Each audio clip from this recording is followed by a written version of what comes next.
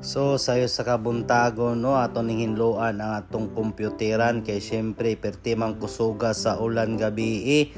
So among area di ay guys kay mosulod ang tubig diri no bisa pagulan-ulan ra na mulalom-lalom gini rin napita sa tubangan sa mong balay.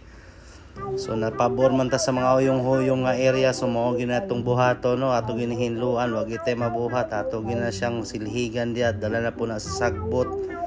Kay kaning uban mandulaay pamilin dagyon ni nilang sagbot kay kapuyan na mugawas kay tungod sa nalingaw na kayo sila og dula. So para hapsay ato na lang hinloan ni diretso na lang ni kuhaan ta ng mga tubig ato nang silig-siligan na sa kilid. Kay murag wa na ligaw sana namong tubig dire kay na corner naman ni sa mong sulod sa mong balay.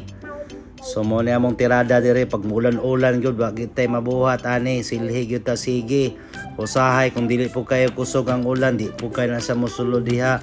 Pero parehas gabi, pwede mang kusuga sa ulan, wag yung tayo mabuhat, sundi, manilihig na kita.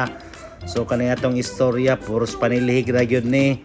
So, sa mga nakakita dyan na nakalantaw sa itong mga video, no, unta, paki-follow, like, and share na lang.